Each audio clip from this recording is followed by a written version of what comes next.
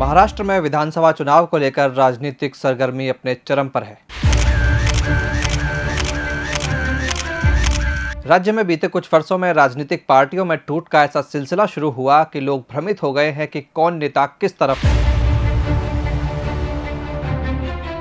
महाराष्ट्र में टूट की इस राजनीति को बड़े पैमाने पर शुरू करने वाले नेता का नाम था शरद पवार।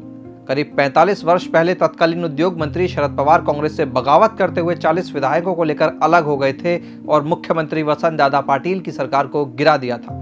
अपने समर्थकों के बीच साहेब नाम से लोकप्रिय शरद पवार का जन्म 12 दिसंबर 1940 को महाराष्ट्र के बारामती में हुआ था। केवल 27 साल की उम्र में शरद पवार ने 1967 में बारामती विधानसभा क्षेत्र से विधानसभा का चुनाव जीत लिया था।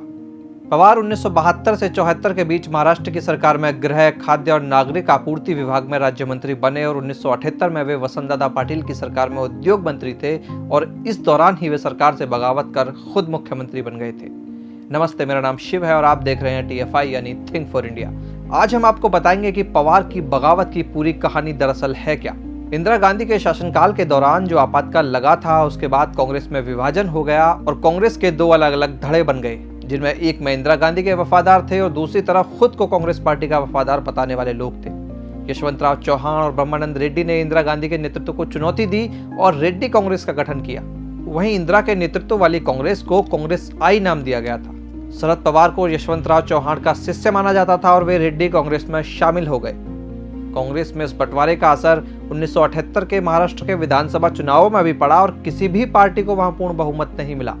कांग्रेस के दोनों धड़ों को चुनाव में झटका लगा और 288 सीटों वाली विधानसभा में 99 सीटों पर जीत के साथ जनता पार्टी महाराष्ट्र में सबसे बड़ी पार्टी बनकर सामने आई। कांग्रेस आई को 62 जबकि दूसरे धड़े को 69 सीटें मिली। राज्य के तत्कालीन मुख्यमंत्री और कांग्रेस नेता वसंतदादा पाटिल के प्रयासों से कांग्रेस के दोनों धड़े एक बार फिर मिल गए और वसंतदादा ने मार्च 1978 में मुख्यमंत्री पद की शपथ ली। इस सरकार में शरद पवार को उद्योग मंत्री बनाया गया था। जुलाई 1978 में मानसून सत्र के दौरान शरद पवार ने 40 विधायकों को लेकर वसंतदादा की सरकार को छोड़ने का फैसला किया और उनके साथ सुशील कुमार शिंदे, सुंगरराव सोलंके जैसे मंत्रियों ने भी इस्तीफा दे दिया। पवार के विद्रोह के बाद इंदिरा कांग्रेस और रेड्डी कांग्रेस की गठबंधन सरकार अल्पमत में आ गई और मुख्यमंत्री वसंतदादा पाटिल ने इस्तीफा दे दिया। पवार ने सरकार से अलग होकर समाजवादी कांग्रेस की स्थापना की और नई सरकार के लिए जनता पार्टी के साथ नजदीकियां बढ़ानी शुरू कर दी। इसके बाद जनता पार्टी ने पवार को समर्थन दे दिया और 18 जुलाई 1978 को महाराष्ट्र में पहली बार गैर कांग्रेसी सरकार का गठन हुआ, जिसके मुखिया 78 वर्ष के शरद पवार थे। पवार उस वक्त महाराष्ट्र के सबसे युवा मुख्यमंत्री थे। इस गठबंधन में पवार की समाजवादी कांग्रेस, जनता पार्टी, कम्युनिस्ट पार्टी और शेतकारी कामगार पक्ष शामिल थे और इसका नाम प्रोग्रेसिव डेमोक्रेटिक फ्रंट रखा गया था, जिसे पुलोद नाम से भी जाना जाता था। इस घटना के बाद पवार पर आरोप लगे कि उन्होंने अपने गुरु की पीठ में छुरा घोंप दिया है।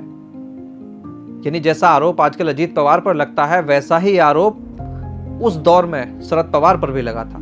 जनवरी 1980 में इंदिरा गांधी फिर सत्ता में लौटी और फरवरी 1980 में शरद पवार की सरकार को बर्खास्त कर महाराष्ट्र में राष्ट्रपति शासन लगा दिया गया। 1980 में महाराष्ट्र में हुए विधानसभा चुनावों में कांग्रेस आई सत्ता में आ गई और पवार की पार्टी को बिल्कुल सफलता नहीं मिली। 1987 में शरद पवार वापस कांग्रेस में लौट आए और जून 1988 से जून 1991 के बीच 2 बार और महाराष्ट्र के मुख्यमंत्री रहे। 1991 में राजीव गांधी की हत्या के बाद प्रधानमंत्री पद के लिए भी शरद पवार का नाम सामने आया, लेकिन सोनिया गांधी के समर्थन वाले PV नरसिम्हा राव ने वहां बाजी मार ली। इसके बाद नरसिम्हा राव की सरकार में शरद पवार रक्षा मंत्री के तौर पर शामिल हो गए। 1983 में जब मुंबई में दंगे हुए तो सुधाकर राव नाइक को मुख्यमंत्री पद से हटाकर राव ने पवार को फिर से राज्य के मुख्यमंत्री के रूप में काम करने के लिए कहा और मार्च 1993 में पवार ने चौथी बार महाराष्ट्र के मुख्यमंत्री पद की शपथ ली। पवार के चौथी बार मुख्यमंत्री पद की शपथ लेने के कुछ ही दिनों बाद 12 मार्च को मुंबई में 12 बम धमाके हुए। हालांकि उस दौरान शरद पवार ने कहा था कि मुंबई में 12 नहीं बल्कि 13 बम धमाके हुए हैं और उन्होंने जानबूझकर एक मुस्लिम इलाके का नाम उन जगहों में जोड़ दिया जहां असल में धमाके हुए थे, जबकि जिस जगह का नाम उन्होंने जोड़ा था वहां कोई धमाका हुआ ही नहीं था। दरअसल शरद पवार इसके जरिए हिंदुओं को बरगलाकर यह दिखाना चाहते थे कि वे सिर्फ पीड़ित नहीं हैं बल्कि मुसलमान भी इन धमाकों में पीड़ित हैं। पवार ने बाद में खुद इस बात को माना कि उन्होंने झूठ बोला था और उनका दावा था कि वे ऐसा कर हिंदुओं को कोई जवाबी कार्रवाई करने से रोकना चाहते थे। उन्होंने एक चैनल के साथ बातचीत में कहा था कि उन्होंने शांति बनाए रखने के लिए लोगों को गुमराह किया था। शरद पवार पर मुख्यमंत्री काल के दौरान भ्रष्टाचार के आरोप भी लगे। 1995 के विधानसभा चुनावों में शिवसेना और बीजेपी के गठबंधन की जीत के बाद उन्होंने पद से इस्तीफा दे दिया। 1999 में आते आते कांग्रेस पर सोनिया गांधी की पकड़ मजबूत हो गई थी और उन्हें चुनावों में कांग्रेस पार्टी की ओर से प्रधानमंत्री पद का उम्मीदवार बनाए जाने की चर्चाएं थी। इस बीच शरद पवार, पीएस संगमा और तारिक अनवर ने मांग कर दी कि सोनिया गांधी विदेश में जन्मी हैं और उनकी जगह किसी भारतीय को प्रधानमंत्री पद का उम्मीदवार बनाया जाए। मई 1999 में कांग्रेस वर्किंग कमेटी की बैठक बुलाई गई, जिसमें सोनिया गांधी खुद मौजूद थीं। राशिद किदवई अपनी किताब सोनिया ए बायोग्राफी में लिखते हैं, इस बैठक के दौरान पवार ने कहा कि सोनिया गांधी ने पार्टी प्रमुख के तौर पर शानदार काम किया है।